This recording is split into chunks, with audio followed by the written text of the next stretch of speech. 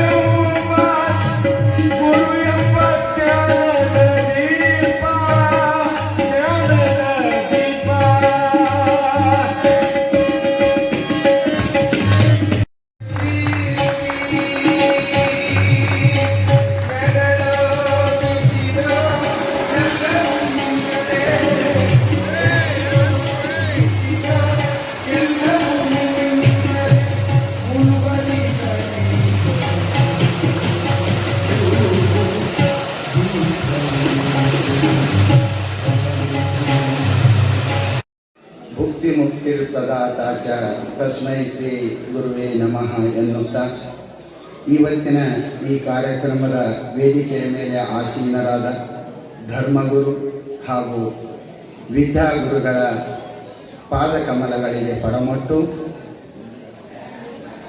ಈ ಕಾರ್ಯಕ್ರಮಕ್ಕೆ ಆಗಮಿಸಿದಂತಹ ಅತಿಥಿ ಅಭ್ಯಾಗತರನ್ನು ಸ್ವಾಗತಿಸುತ್ತೇನೆ. ಪರಮಶಿವನನ್ನು ಅರಿಯಲು ಧರ್ಮಗುರು ಮೊದಲು, ಪರಮಶಿವನನ್ನು ತಲುಪಲು ಧರ್ಮಗುರುವಿನ ಮಾರ್ಗದರ್ಶನ ಮೊದಲು. ಧರ್ಮಗುರುವಿಲ್ಲದೆ ಧರ್ಮವನ್ನು ಅರಿಯಲು ಸಾಧ್ಯವಿಲ್ಲ ಎಂಬಂತೆ ಮಾನವ ಧರ್ಮಕ್ಕೆ ಜಯವನ್ನು ತರಲು ಶ್ರಮಿಸುತ್ತಿರುವ ನಮ್ಮೆಲ್ಲರ ಕರೆಗೆ ಓಗೊಟ್ಟು ಇವತ್ತಿನ ಈ ಕಾರ್ಯಕ್ರಮದ ದಿವ್ಯ ಸಾನ್ನಿಧ್ಯವನ್ನು ವಹಿಸಿರುವಂಥ ಶ್ರೀ ಗುರು ಸಂಸ್ಥಾನ ಹಿರೇಮಠದ ಪೀಠಾಧಿಪತಿಗಳಾದ ಪರಮ ಪೂಜ್ಯ ಶಟಸ್ಥಲ ಬ್ರಹ್ಮಿ ಶ್ರೀ ಚಂದ್ರಶೇಖರ ಶಿವಾಚಾರ್ಯರ ಪವಿತ್ರ ಪಾದ ಕಮಲಗಳಿಗೆ ಹಣೆಮಣಿದು ನನ್ನ ಹಾಗೂ ನನ್ನೆಲ್ಲ ಬಾಲ್ಯ ಸ್ನೇಹಿತರ ಪರವಾಗಿ ತುಂಬು ಹೃದಯದ ಸ್ವಾಗತವನ್ನು ಕೋರುತ್ತೇನೆ.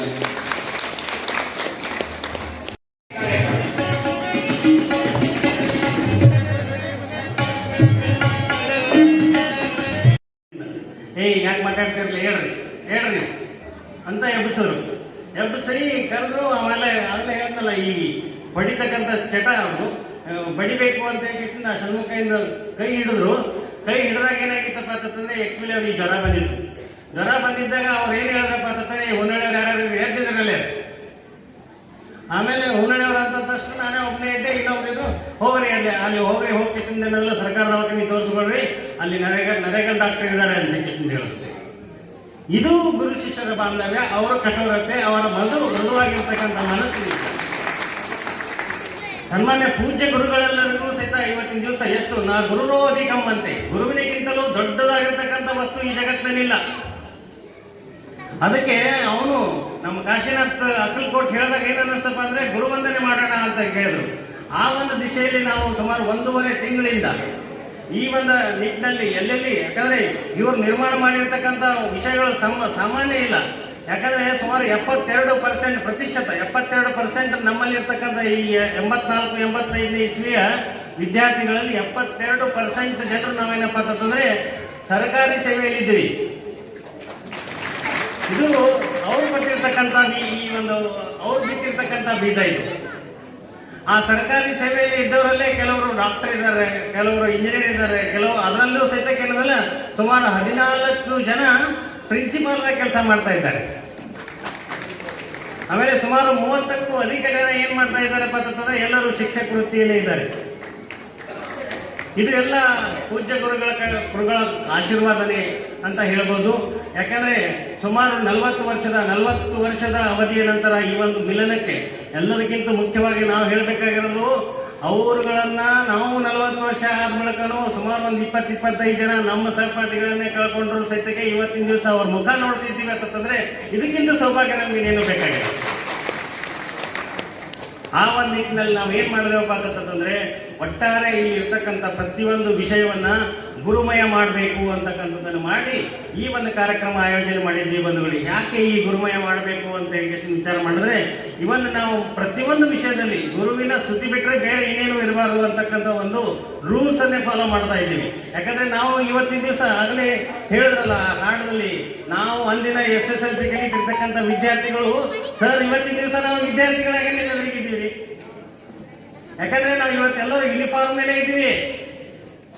ಯಾರು ನಾನು ದೊಡ್ಡವನಲ್ಲ ನೀನು ಸಣ್ಣವನಲ್ಲ ಅಂತಲ್ಲ, ಸಮಾನತೆ ಅಂತಕ್ಕಂಥದ್ದು ಬರಲಿ ಅಂತಕ್ಕಂಥ ಒಂದೇ ಒಂದು ವಿಷಯದಲ್ಲಿ ನಮ್ಮ ಎಲ್ಲ ಅಕ್ಕಂದರಿಗೆ ಸಹೋದರಿ ಬಂಧುಗಳ ಬಳಗಕ್ಕೆ ಏನಪ್ಪ ಅಂತಂದ್ರೆ ಒಂದೇ ಯೂನಿಫಾರ್ಮ್ ಸಾರಿ ಹಾಕಿದ್ರು.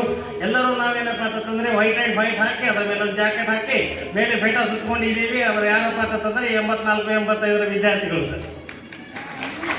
ಇಂಥವರ ನಿರ್ಮಾಣ ಮಾಡಿರ್ತಕ್ಕಂಥ ನಿರ್ಮಾತೃ ನೀವು, ನಿಮಗೆ ಎಷ್ಟು ಹೊಗಳಿದ್ರೆ ಸಾಕಾಗುತ್ತೆ ಸರ್. ಎಷ್ಟು ಎಲ್ಲರೂ ಕೃತಜ್ಞತೆಯ ಭಾವ ಅಂತಕ್ಕಂಥದ್ದು ಈ ಒಂದು ಇದಕ್ಕೇನಪ್ಪ ಅಂತಂದ್ರೆ ಇಟ್ ಇಸ್ ಇನ್ಫಿನಿಟಿ, ಇದಕ್ಕೆ ಅಂತನೇ ಇಲ್ಲ. ಅಷ್ಟೊಂದು ಕೃತಜ್ಞತೆಯನ್ನು ಸಲ್ಲಿಸ್ತಕ್ಕಂಥ ಯೋಗ್ಯರಾಗಿರ್ತಕ್ಕಂಥ ಪರಮ ಪೂಜ್ಯ ಗುರುಗಳೆಲ್ಲರಿಗೂ ಸಹಿತ ವಂದಿಸಿ, ಅದರಲ್ಲೂ ಒಂದಿನ ಏನಪ್ಪ ಅಂತಂದ್ರೆ ಗುರುವಿನ ಅಂತದ್ದನ್ನು ಶಿಕ್ಷಣವನ್ನ ಕಲ್ತಿರ್ತಕ್ಕಂಥದ್ದು 84ನೇ ಮತ್ತು 85ನೇ ಇಸ್ವಿ ವಿದ್ಯಾರ್ಥಿಗಳು ಅಂತಕ್ಕಂಥದ್ದು ಒಂದು ಮೂಮೆಂಟ್, ಒಂದು ನೆನಪಿನ ಕಾಣಿಕೆ ಮಾಡ್ಬೇಕಪ್ಪ ಅಂತಂದ್ರು ಅದರಲ್ಲೂ ಸಹಿತ ಒಂದು ಐಡಿಯಾ ಯೂಸ್ ಮಾಡಿದ್ದೀವಿ ನಾವು. ಏನ್ ಯೂಸ್ ಮಾಡಿದ್ದೀವಪ್ಪ ಅಂತಂದ್ರೆ ಆ ಒಂದು ನೆನಪಿನ ಕಾಣಿಕೆಯಲ್ಲಿ ನಮ್ಮಲ್ಲಿ ಇರ್ತಕ್ಕಂಥ 86 ವಿದ್ಯಾರ್ಥಿಗಳ ಫೋಟೋಗಳಿದ್ದಾವೆ. 86 ವಿದ್ಯಾರ್ಥಿಗಳ ಫೋಟೋ ಇದ್ದಾವೆ. ಆಮೇಲೆ ಅದರಲ್ಲಿ ಇರ್ತಕ್ಕಂಥ ಈಗಿರ್ತಕ್ಕಂಥ ಪ್ರಸ್ತುತ ಇರ್ತಕ್ಕಂಥ 8 ಗುರುವರ್ಯರ ಫೋಟೋಗಳಿದ್ದಾವೆ. ಅದ್ರ ಜೊತೆಗೆ ನಮ್ಮ ಹೈಸ್ಕೂಲ್ ನಮ್ಮ ಕಲಿಸಿರ್ತಕ್ಕಂಥ ಶಾಲಾ ಮಂದಿರ ಏನಿದೆಯಲ್ಲ ಅದರದ್ದು ಸಹಿತ ಫೋಟೋ ಇದೆ. ಅದ್ರ ಜೊತೆಗೆ ಏನಪ್ಪಾ ಅಂತಂದ್ರೆ ಒಂದು ಸಮಯದ ಒಂದು ಅಂದ್ರೆ ಗಡಿಯಾರ ಸಹಿತ ಅದರಲ್ಲಿ ಆಡ್ ಮಾಡಿದ್ದೀವಿ. ಗಡಿಯಾರ ಹೇಳ್ಕೊಡೋದೇನಪ್ಪ ಅಂತಂದ್ರೆ ಕಾಲ ಗತಿಸ್ತಾ ಇದೆ, ಅದು ಕಾಲ ಯಾರಿಗೂ ನಿಲ್ಲಲ್ಲ. ಹರಿದ ನೀರು ಅಥವಾ ಹೋಗಿರ್ತಕ್ಕಂಥ ಕಾಲ ಯಾರ ಕೈಯಲ್ಲೂ ಸಿಗಲ್ಲ. ಅಂಥದ್ದೊಂದು ಏನಪ್ಪಾ ಅಂತಂದ್ರೆ ಇವತ್ತಿನ ಈ ಕ್ಷಣ ಯಾವ ರೀತಿ ಆಯ್ತಪ್ಪ ಅಂತಂದ್ರೆ ಇದಕ್ಕಿಂತ ಧನ್ಯತೆ ನಮಗೆ ಬೇಕಾಗಿಲ್ಲ ಗುರುಗಳೇ.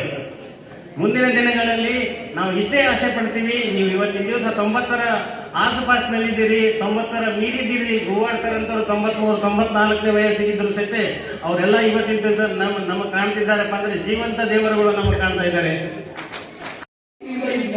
ನಿಲ್ಲಿಸಿದಂತ ಡಾಕ್ಟರ್ ಶ್ರೀಶೈಲ್ ಅವರಿಗೆ ನನ್ನ ಅತ್ಯಂತ ಆತ್ಮೀಯ ಹಿರಿಯ ಸ್ನೇಹಿತರು ಶಿವಕುಮಾರ್ ಗುರುಗಿ ಅವರಿಗೂ ಕೂಡ ಈ ಸಂದರ್ಭದಲ್ಲಿ ಅವರನ್ನು ನೆನಪಿಸ್ತೇನೆ. ಗುರುಗಳೆಲ್ಲ ಆಶೀರ್ವಾದಿದ್ದಾರೆ. ನಾನು ಬಂದೆ, ಬೆಳಗ್ಗೆ ಅಲ್ಲಿ ಮನೆಯಲ್ಲಿ ಉಪಹಾರ ಇತ್ತು, ಬಂದು ಕೇಳ್ತಾರೆ, ಸರ್ ನಾನ್ ಯಾರು ಅಂತ ಗೊತ್ತಾ ನಿಮಗೆ ಅಂತ ಒಬ್ರು ಸಹೋದರಿ ಬಂದು ಪ್ರಶ್ನೆ ಮಾಡ್ತಾರೆ ಗುರುವಾಡ್ ಸರ್ ಅವರಿಗೆ. ಅವ್ರು ಗೊತ್ತಿಲ್ಲ ಅಂದ್ರೆ ಸರ್ ನಾನ್ ಸರ್ ಶೀಲಾ ಗುಂದಿಗೆ ಅಂತ ಒಬ್ರು ಪರಿಚಯ ಮಾಡ್ಕೊತಾರೆ.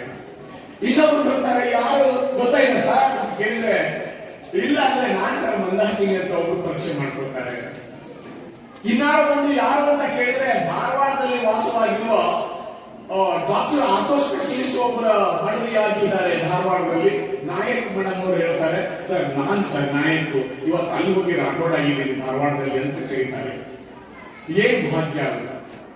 ಅಲ್ಲಿ ಗುರುಗಳು ಬರ್ತಾರೆ, ಬಂದ್ರೆ ಹೋಗಿ ಅಪ್ಪಂದು ಕಣ್ಣೀರು ಸುರಿಸ್ಬಿಟ್ಟು, ಶಿಷ್ಯರು ಕಣ್ಣೀರು ಸುರಿಸೋದಲ್ಲ, ಗುರುಗಳು ಅವ್ರ ಗುರುಗಳು ಜೊತೆಯಿಂದವೇ ಸೇರಿದಾಗ ಹಿರಿಯ ಗುರುವಾಡ್ ಸರ್ ಅವರು ಹೋಗಿ ನಮ್ಮ ಹಾದಿಮನಿ ಸರ್ ಅವರನ್ನ ಅಪ್ಕೊಂಡು ಕಣ್ಣೀರು ಸುರಿಸ್ತಾರೆ. ಏನು ಆನಂದದ ಕ್ಷಣಗಳಿವೆಲ್ಲ. ಬಹುಶಃ ನನಗನಿಸ್ತದೆ ಅದಾವುದು ಆನಂದದ ಅನುಭೂತಿಯಲ್ಲಿ ತೇಲಿ ಹೋಗುವಂತ ಒಂದು ಕಾರ್ಯಕ್ರಮ. ಎಷ್ಟು ಅದ್ಭುತ ಕಾರ್ಯಕ್ರಮ. ಗುರುಗಳನ್ನ ಸಾರೋಗದಲ್ಲಿ ಕೂರಿಸಿಕೊಂಡು ಅವರನ್ನು ವೈಭವದಿಂದ ರಾಜಮಾರ್ಗದಲ್ಲಿ ಮೆರವಣಿಗೆಯನ್ನು ಮಾಡ್ತಾ ಅವರು ಬರ್ತಾ ಇರ್ಬೇಕಾದ್ರೆ ಅನಿಸ್ತು, ಗುರುಗಳಿಗೆ ಯಾವತ್ತಿಗೂ ಕೂಡ ಎಂದಿಗೂ ಬೆಲೆ ಕಡಿಮೆ ಆಗುವುದೇ ಇಲ್ಲ. ಅದಕ್ಕೆ ಈ ಕಾರ್ಯಕ್ರಮ ಸಾಕ್ಷಿ. ಇಲ್ಲೊಂದು ಪ್ರಾರ್ಥನೆ, ಇಲ್ಲೊಂದು ಸಂಗೀತ, ಇಲ್ಲಿರುವಂತಹ ಪ್ರತಿಯೊಂದು ಒಂದು ಅದ್ಭುತವಾದ ಸ್ವಾಗತ. ನಾವು ಎಲ್ಲಿಯೂ ಕೇಳಿರಲಿಲ್ಲ ಅಷ್ಟು ಅದ್ಭುತವಾದ ಸ್ವಾಗತ ನಮ್ಮ ಹಿರೇಮಹೇಶ್ವರ ಅವರಿಗೆ. ಅರ್ಥಪೂರ್ಣ ಕಾರ್ಯಕ್ರಮ ಅಂತ ಹೇಳಿ ನನಗನಿಸ್ತದೆ. ಇನ್ನು ದೇಶಕ್ಕೆ ಸ್ವಾತಂತ್ರ್ಯ ಸಿಕ್ಕಿರಲಿಲ್ಲ, ಭಾರತ ಪಾಕಿಸ್ತಾನದ ವಿಭಜನೆ ಆಗಿರಲಿಲ್ಲ. ಪಾಕಿಸ್ತಾನದ ಈಗ ಲಾಹೋರ್ ಅಂತಿದೆ, ಪಾಕಿಸ್ತಾನದಲ್ಲಿದೆ. ಅಲ್ಲಿ ಒಬ್ಬ ಗುರುಗಳಿದ್ರು, ಡಾಕ್ಟರ್ ಪ್ರೊಫೆಸರ್ ಅನಿಲೇಂದ್ರ ಗಂಗೂಲಿ ಅಂತ.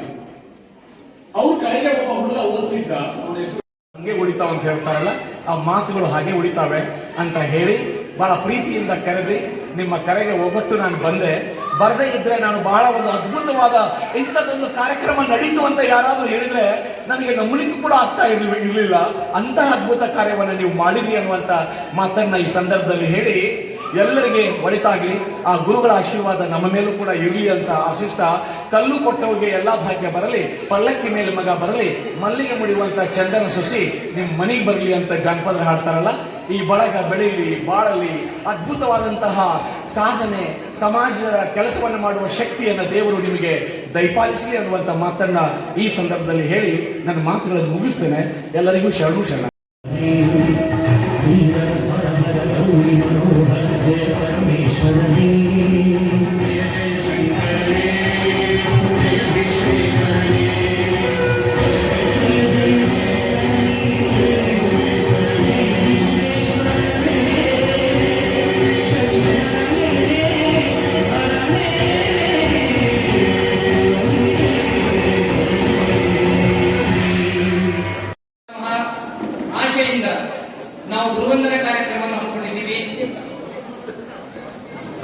ನಾವು ನಮ್ಮ ಗುರುಗಳನ್ನು ನೋಡ್ಲಿಕ್ಕೆ, ಅವರನ್ನ ಸನ್ಮಾನಿಸಲಿಕ್ಕೆ ಸುಮಾರು 40 ವರ್ಷಗಳು ಬೇಕಾಯಿತು. 40 ವರ್ಷಗಳ ಹಿಂದೆ ನಾವೆಲ್ಲ 15-16 ವರ್ಷದ ಹುಡುಗರಿದ್ದೇವೆ ನಾವೆಲ್ಲ. ಆದ್ರಿಂದ ನಾವೇ ವೃತ್ತಿಯಿಂದ ನಿವೃತ್ತರಾಗಲಿಕ್ಕೆ 3-4 ವರ್ಷ ಉಳಿದವ ನಾವೆಲ್ಲ. ಇಂಥ ಸಂದರ್ಭದೊಳಗ ನಾವು ಗುರುಗಳನ್ನ ಸನ್ಮಾನಿಸುತ್ತಿದೆಯಲ್ಲ, ನಮ್ಮ ಪೂರ್ವ ಜನ್ಮದ ಸುಕೃತ ಫಲವೇ ಇರಬೇಕು. ಗುರುಗಳೇ, ತಾವೆಲ್ಲ ಶಿಕ್ಷಕ ವೃತ್ತಿಯಲ್ಲಿ ತಮ್ಮನ್ನು ತಾವು ತೊಡಗಿಸಿಕೊಂಡು ಸಾವಿರಾರು ವಿದ್ಯಾರ್ಥಿಗಳ ಬಾಳಿಗೆ ಬೆಳಕಾಗಿದ್ದೀರಿ. ಸಾವಿರಾರು ವಿದ್ಯಾರ್ಥಿಗಳ ಹೃದಯದಲ್ಲಿ ನಾವಿನ್ಯಗಳ ಚಿಂತನೆಗೆ ಕಾರಣಕರ್ತರಾಗಿದ್ದೀರಿ. ನಿಮ್ಮೆಲ್ಲರ ಪರಿಶ್ರಮದ ಫಲವಾಗಿ ನಾವಿಂದು ಹಲವಾರು ಕ್ಷೇತ್ರಗಳಲ್ಲಿ ಸೇವೆ ಸಲ್ಲಿಸ್ತಾ ಇದ್ದೇವೆ. ಇದೆಲ್ಲ ನಿಮ್ಮ ಪರಿಶ್ರಮದ ಫಲ. ಸುಮಾರು 40 ವರ್ಷಗಳ ಹಿಂದೆ ಕಂಪ್ಯೂಟರ್ ಇರಲಿಲ್ಲ, ಮೊಬೈಲ್ಗಳಿರಲಿಲ್ಲ, ಇಂಟರ್ನೆಟ್ ಇರಲಿಲ್ಲ, ಗೂಗಲ್ ಯಾವೂ ಇರಲಿಲ್ಲ.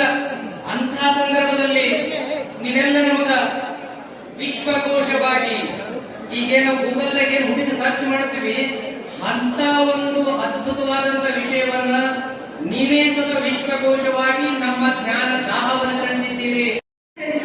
ತಮ್ಮ ಜನ್ಮ ಸಾರ್ಥಕ ಮಾಡಿಕೊಳ್ಳಬೇಕೆಂಬ ಸದುದ್ದೇಶದಿಂದ ನಾನಾ ಕಡೆಗಳಿಂದ ಆಗಮಿಸಿರುವ ನನ್ನ ಎಲ್ಲಾ ಸ್ನೇಹಿತ ಬಳಗದವರೇ, ಗುರು ಎಂಬ ಪದ ಬಹಳ ತೂಕವುಳ್ಳದು.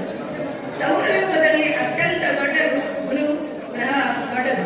ದೇವಾನು ದೇವತೆಗಳಿಗೂ ಗುರು ಬೇಕೇ ಬೇಕು. ಎಂತೆಂಥ ಕಿರೀಟವಂತ ಮಹಾರಾಜರು ಕೂಡ ಗುರುವಿನ ಪಾದಕ್ಕೆ ಬೀಳಲೇಬೇಕು.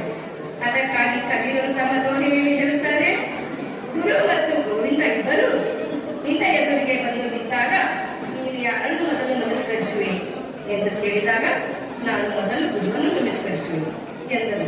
ಅದಕ್ಕೆ ಏಕೆ ಎಂದು ಕೇಳಿದಾಗ, ಇವರೇ ಪರಮಾತ್ಮನ ಎಂದು ತೋರಿಸಿಕೊಟ್ಟವರು. ಗುರುವಿಲ್ಲದೆ ಪರಮಾತ್ಮನನ್ನು ಅರಿಯಲು ಸಾಧ್ಯವಿಲ್ಲ. ಇನ್ನೊಂದು ಕಡೆ ಬಲ್ಲವರು ಹೇಳುತ್ತಾರೆ, ಇಡೀ ಭೂಮಂಡಲವನ್ನೇ ಕಾಗದವನ್ನಾಗಿ ಮಾಡಿಕೊಂಡು ಭೂಮಂಡಲದಲ್ಲಿನ ಎಲ್ಲಾ ಗಿಡಮರಗಳನ್ನು ಲೇಖನಿಯನ್ನಾಗಿ ಮಾಡಿಕೊಂಡು ಸಪ್ತ ಸಾಗರಗಳನ್ನು ಮಸಿಯನ್ನಾಗಿ ಮಾಡಿಕೊಂಡು ಗುರುವಿನ ವರ್ಣನೆಯನ್ನು ಕಲಿಯುತ್ತಾ ಹೋದರೆ ಇನ್ನೂ ಉಳಿಯುತ್ತದೆ. ಅಂತ ಗುರುವಿನ ಕುರಿತು ನಾನೇನು ಹೇಳಬಲ್ಲೆ? ನಮ್ಮದೊಂದು ಗ್ರೂಪ್ ಆಗಿದೆ. ಆ ಗ್ರೂಪಿನಲ್ಲಿ ಎಲ್ಲರೂ ಚಟುವಟಿಕೆಗಳಲ್ಲಿರಲಿ. ವರ್ಷಕ್ಕೊಮ್ಮೆ ಆದರೂ ಸಹಿತ ಸುಮ್ಮನೆ ನಾವೇ ಎಲ್ಲರೂ ಸೇರಿ ಒಂದು ಗ್ಯಾದರ್ ಆಗ್ತಕ್ಕಂಥ ಕಾರ್ಯಕ್ರಮ ಸಹಿತ ನಾವೆಲ್ಲರೂ ಮಾಡೋಣ ಅಂತಕ್ಕಂಥದ್ದನ್ನು ಹೇಳಿ ಎಲ್ಲ ಪೂಜ್ಯ ಪಾದಗಳಿಗೆ, ಪೂಜ್ಯ ಗುರು ವೃಂದಕ್ಕೆ ಕ್ಷಮೆಯನ್ನು ಯಾಚಿಸಿ, ಈಗ ದಿವ್ಯ ಸಾನ್ನಿಧ್ಯ ವಹಿಸಿರ್ತಕ್ಕಂಥ ನಮ್ಮ ಆರಾಧ್ಯ ಗುರುಗಳಾಗಿರ್ತಕ್ಕಂಥ ಗುರುಗಳನ್ನ ಒಳ್ಳೆ ವಿಜೃಂಭಣೆಯಿಂದ ಸಾರೋಟದಲ್ಲಿ ತಂದು ಅವರಿಗೆ ವಂದನೆಗಳನ್ನು ಅರ್ಪಿಸಿದ್ದೀವಿ. ಇವೆಲ್ಲ ನೋಡಿದಾಗ ಇದಕ್ಕಿಂತ ಮೊದಲಿಗೆ ಒಂದು ಗುರುವಂದನ ಕಾರ್ಯಕ್ರಮ ಅದು ನಮ್ಮ ಶಿಷ್ಯರಂತ ಗುಂಡಿಗೆ ಮಾಡಿದ್ದರು. ಆ ಕಾರ್ಯಕ್ರಮದ ಪ್ರಭಾವ ಏನೋ ಇಂದು ಎಡಬಿಡದೆ ಕಾರ್ಯಕ್ರಮಗಳು ಆಗ್ತಾ ಇದ್ದಾವೆ. ಇದೆಲ್ಲ ನೋಡಿದಾಗ ಇದು ಕಲಿಯುಗದ ಅಂತ್ಯ ಆಗುತ್ತಿದ್ದೇನೋ, ಕೃತಯುಗ ಆಗ್ನೇಯದಿಂದ ಪ್ರಾರಂಭ ಆಗ್ತದೇನೋ. ಕೃತಯುಗ ಅಂದರೆ ಅಸತ್ಯ ಅನ್ನೋದೇಕ, ಕೇವಲ ಸತ್ಯ, ಕೇವಲ ದೇವರು, ಸತ್ವ, ಇಂಥ ಒಂದು ಯುಗ ಆಗ್ನೇಯದಿಂದ ಪ್ರಾರಂಭ ಆಗ್ತಿದ್ದೇನೋ ಅಂತ ನೀವೇನು ಈ ಸನ್ಮಾನ ಮಾಡಿದರೆ ಸಾರೋಟದಲ್ಲಿ ಅಲ್ಲ, ನಿಮ್ಮ ಹೃದಯ ಬಂದಿರಲಿ ನಮ್ಮನ್ನು ಕುಡಿಸಿರಿ. ನಾವು ಎಷ್ಟು ಮಟ್ಟಿಗೆ ಏಕೆಯೋ ಇದು ಆ ಮಾತು ಬೇರೆ. ಆದರೆ ನಿಮ್ಮ ಈ ಗುರುಮುಕ್ತಿಯನ್ನು ನೋಡಿದಾಗ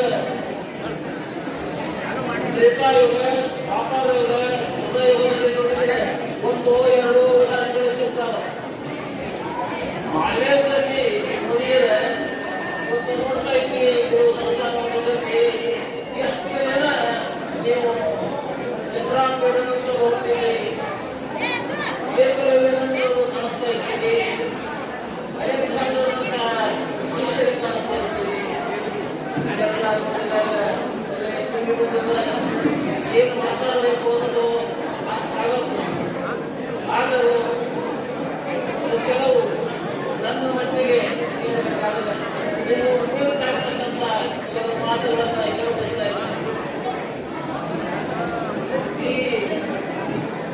ಸೃಷ್ಟಿ ಹುಟ್ಟಿಸಿದಾಗ ಒಬ್ಬ ಆತ ಯಾರು, ಅವನ ಅಸ್ತಿತ್ವ ಏನು, ಈ ಸೃಷ್ಟಿ ಹ್ಯಾಂಗೆ ಹುಟ್ಟುದು, ಅದನ್ನೆಲ್ಲ ನಾವು ತಿಳ್ಕೋಬೇಕು. ಮತ್ತು ಮಗನಿಗೆ ನಮ್ಮ ಜೀವನ ಸಾರ್ಥಕ ಮಾಡಬೇಕಾಗ್ತದೆ. ಅದನ್ನು ಮಾಡಬೇಕಾಯ್ತು ಅಂದ್ರೆ ಪೃಥ್ವಿ ಸೃಷ್ಟಿಯೊಂದಿಗೆ ನಾವು ಒಂದಾಗಬೇಕು. ಒಂದು ಉದಾಹರಣೆ ಹೇಳ್ತಾ ಇದ್ದೀನಿ. ಒಂದು ಸಸಿ ಅಂಗಳದಲ್ಲಿ ಕಾಣಿಸ್ತದೆ, ಹೂವಿನ ಸಸಿ. ಕೆಲವು ದಿವಸಗಳ ನಂತರ ದೊಡ್ಡದಾಗ್ತದೆ. ಒಂದು ದಿನ ಅದಕ್ಕೊಂದು ಮಗ್ಗಿ ಆಗ್ತದೆ, ಅರಳುತ್ತದೆ. ಎಂಥ ಸುಂದರವಾದ ಹೂವು ಹೊರಡುತ್ತದೆ, ಎಂಥ ಸುಂದರವಾದ ಹೂವಿನಿಂದ ನಿರ್ಮಿಸಿದ್ದಾರೆ. ಇದೆಲ್ಲ ಯಾರು ಮಾಡಿದರು? ಎಂಥ ಸುಂದರವಾದ, ಎಂಥ ಸುವಾಸನೆ ಸೃಷ್ಟಿಯಿಂದ ನೋಡಲು ಪ್ರಯತ್ನ ಮಾಡಬೇಕು. ಹೀಗೆ ನೋಡುವ ದೃಷ್ಟಿಗೆ ಅದು ಬಾಹ್ಯ ದೃಷ್ಟಿ. ಇನ್ನೂ ಹೆಚ್ಚಿನ ಆಳವಾಗಿ ನೋಡಬೇಕಾಗಿದ್ರೆ ಅಂತರ್ದೃಷ್ಟಿಯಿಂದ ನೋಡಬೇಕು. ಅಂತರ್ದೃಷ್ಟಿಯಿಂದ ಬಂದಾಗ ಆ ಹೂವಿನ ಸಸಿ ನೋಡಬೇಕು, ಪಕಡೆಗಳನ್ನು ಹಿಡ್ಕೊಳ್ಬೇಕು. ಎಂಥ ಮೃದುವಾದ ಪಕಡೆಗಳು, ಎಷ್ಟು ಸುಂದರವಾದ ಹೂವು. ಇದರಲ್ಲಿ ಇಂಥ ಸುವಾಸನೆ ಯಾರು ಚಿಂತನಿಸುವುದು? ಇದು ಅಂತರ್ದೃಷ್ಟಿ. ಈ ಪ್ರಕೃತಿಯನ್ನು ಅರಿಯಬೇಕಾಯ್ತು ಅಂದ್ರೆ ನಮ್ಮನ್ನೆಲ್ಲ ಸೃಷ್ಟಿಸಿ ಮಾಡಿದ ಒಬ್ಬ ದೇವರು, ಅವನನ್ನು ತಿಳ್ಕೋಬೇಕಾಯ್ತು ಅಂದ್ರೆ ಇನ್ನೊಂದು ದೃಷ್ಟಿಯಲ್ಲ, ಪ್ರತಿಯೊಬ್ಬರಿಗೂ ಕೊಟ್ಟಾಗ ಅದು ಪ್ರಜ್ಞಾ ದೃಷ್ಟಿಯಿಂದ. ಪ್ರಜ್ಞಾ ದೃಷ್ಟಿ ಅಂದ್ರೆ ಅದೇ ಹೂವ ನೋಡಿದಾಗ ಸುವಾಸಕ ಅರಳಿತು, ಎಂಥ ಸುಂದರವಾದ ಹೂವ. ಯಾಕಂದ್ರೆ ನಿಜವಾಗ್ಲೂ ಬಹಳ ವರ್ಷದಿಂದ ಕೂಡಿರಿ, ಅಷ್ಟೆಲ್ಲ ಎಷ್ಟೆಷ್ಟು ದೂರದಿಂದ ಸೇರಿ ಇಂಥ ಅದ್ಭುತವಾಗಿರುವಂತಹ ಕಾರ್ಯಕ್ರಮ ಮಾಡುವಂತ ಮನಸ್ಸು ಮಾಡಿದ್ದೀರಿ. ಯಾಕಂದ್ರೆ ಇದು ನನ್ನ ತಿಳಿದ ಹಾಗೆ ಮಾದರಿಯ ಕಾರ್ಯಕ್ರಮ ಅಂತಂದ್ರೂ ಕೂಡ ತಪ್ಪಾಗಲಿಕ್ಕಿಲ್ಲ. ಇಲ್ಲಿ ಎರಡನ್ನ ಖುಷಿ ಪಡುವಂತ ಕಾರ್ಯಕ್ರಮ ಅಂತ ಹೇಳ್ಬೋದು. ಏನು ಅಂತಂದ್ರೆ ಇವತ್ತಿನ ದಿನಮಾನದೊಳಗ ನಮಗ ಗುರುಗಳು ಒಳ್ಳೆಯವರು ಸಿಗ್ಬಹುದು, ಶಿಷ್ಯರು ಒಳ್ಳೆಯವರು ಸಿಗೋದು ಬಹಳ ಕಷ್ಟ ಅದ. ಬಹುಶಃ ನೀವು ಶಿಷ್ಯರಷ್ಟೇ ನಮ್ಗೆ ಇಂತಹ ಶಿಕ್ಷಕರ ಕೈ ಕಲ್ತಿರೋಲ್ಲ ಅಂತ ಅಭಿಮಾನ ಪಡೋದ್ರ ಜೊತೆಗೆ ಶಿಕ್ಷಕರು ಅಭಿಮಾನ ಪಡಬೇಕಾಗ್ಯದ. ನಿಮ್ಮಂತ ವಿದ್ಯಾರ್ಥಿಗಳಿಗೆ ಕಲಿಸೇವರು ಅಂತ ತಿಳ್ಕೊಂಡು ಅವರು ಕೂಡ ಹೆಮ್ಮೆ ಪಡುವಂತ ಕಾರ್ಯಕ್ರಮ ಇದು ಅಂತ ಅನಿಸ್ತದೆ ನನಗೆ. ಯಾಕಂದ್ರೆ ಒಂದು ಸಂದರ್ಭ, ನನ್ನ ಸಮಯ ಬಹಳ ಆಗಿದೆ, ನೀವೆಲ್ಲ ಉತ್ಸಾಹದಿಂದ ಈ ಕಾರ್ಯಕ್ರಮ ಮಾಡಿ ನೋಡಿದ್ರೆ ಬಹಳ ಖುಷಿ ಅನಿಸ್ತದೆ. ಒಂದು ಸಣ್ಣ ಉದಾಹರಣೆ ಹೇಳಿ ನನ್ನ ಮಾತನ್ನ ಮುಗಿಸ್ತೀನಿ. ಒಬ್ಬ ತಂದೆ ಮಗನಿಗೊಂದು ಉಡುಗೊರೆಯಾಗಿ ಒಂದು ವಸ್ತು ನೀಡಿದ್ರು. ಏನು ಅಂತಂದ್ರೆ ಇವತ್ತಿನ ದಿನಮಾನಕ್ಕೆ ನೀವು ಮೊಬೈಲ್ ಅಂತ ಅನ್ಕೊಳ್ರಿ, ಇವತ್ತಿನ ವಾಸ್ತವಿಕ ವಿಚಾರಗಳು. ಯಾಕಂದ್ರೆ ಮಕ್ಕಳಿಗೆ ಖುಷಿ ಆಗ್ಬೇಕು ಅಂತಂದ್ರೆ ಮೊಬೈಲ್ ಕೊಡಿಸ್ರೆ ಖುಷಿ ಆಗ್ತಾರೆ. ಒಬ್ಬ ವಿದ್ಯಾರ್ಥಿ, ಒಬ್ಬ ಶಾಲೆ ಕಲಿಯುವಂತ ಮಗುವಿಗೆ ಅವರು ತಂದೆ ಒಂದು ಮೊಬೈಲ್ ಪ್ರೆಸೆಂಟೇಶನ್ ಆಗಿ ಉಡುಗೊರೆಯಾಗಿ ನೀಡಿದ. ಆ ಹುಡುಗರು ಬಹಳ ಖುಷಿ ಆಯ್ತು. ಎಷ್ಟು ಖುಷಿ ಆಯ್ತು ಅಂದ್ರೆ ಅದು ಬಿಟ್ಟಿರ್ಲಾರ್ದಷ್ಟು ಸಂಭ್ರಮ ಪಡ್ತಿದ್ದ.